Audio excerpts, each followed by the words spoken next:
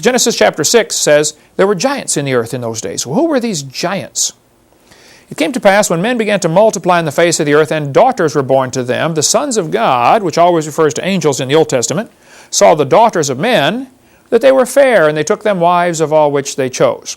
And the Lord said, My spirit shall not always strive with man, his days shall be 120 years. And I don't know what that means. If anybody knows, let me know. People have argued, see, nobody's going to live past 120. Well, that's not true. There's a lot of folks who have lived past 120. Some people say it's going to be 120 years till the flood. I don't know.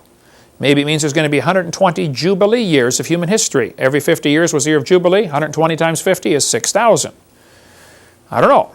If you know, let me know, but I don't. But anyway, back to the giants. It says, there were giants in the earth in those days. And also after that, when the sons of God came into the daughters of men, they bare children to them. The same became mighty men which were of old, men of renown.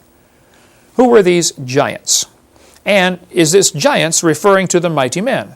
Or does the phrase after that separate this into two totally unrelated subjects? I can't figure it out. Somebody knows, please let me know. But the Bible says God saw the wickedness of man and he said, I'm going to wipe them out, and he sent the flood. But who were these giants and who were these mighty men? It's the Hebrew word Nephilim. Who were the Nephilim? Well, some people think that Jude, verse 6, it's only got one chapter, they think Jude, verse 6, ties in. Angels which kept not their first estate.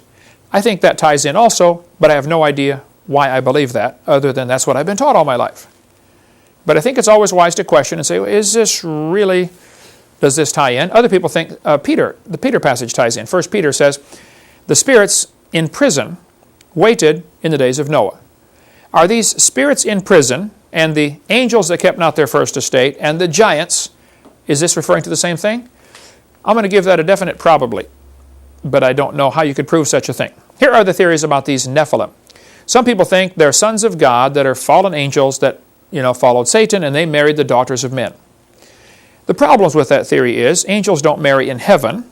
That doesn't mean they can't marry on earth. And it assumes that Revelation 12 means a third of the angels followed Satan. You guys going through Bible college, why do we always teach a third of the angels followed Satan? The passage in Revelation says Satan drew a third of the stars with his tail. That's it. That's the only verse they're using to say a third of the angels followed Satan.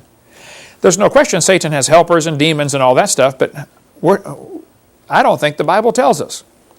So either we don't need to know, or it just simply doesn't matter. But don't worry about it. There's not enough information. The second theory says it's the sons of God, referring to the line of Seth, and they're marrying the Cain's descendants, intermarrying of the godly and ungodly line. I think that's a ridiculous theory, because saved and unsaved people get married all the time, and it doesn't affect their children as far as they don't become giants, because one's saved and one's lost, okay? Secondly, there's no evidence Seth's children were godly. I mean, they all drowned in the flood too, except for one of them, Noah. Noah had brothers and sisters that drowned in the flood. It says Lamech lived after he begat Noah so many years and begat sons and daughters. Noah's own cousins didn't come on the ark. Brothers and sisters didn't. But whatever these Nephilim were, it would appear to me that Noah's kids would have seen them. Genesis 6, the first 5 verses, is taking place just before the flood. And so God said to Noah, build the ark and we're going to have a flood. So this Nephilim is referred to before the flood. So let's assume that they were giant people with supernatural powers of some kind. Noah's kids would have seen them. After the flood's over, they're going to tell stories to their kids sitting around the campfire. Oh, you should have seen the guy that lived down the street from us. Man, oh man, he had 3 eyes and could fly, or who knows, But these stories are going to be preserved through the flood by Noah's children, and they're going to become the legends of Zeus and Thor and all the Babylonian and Greek and all the mythological gods.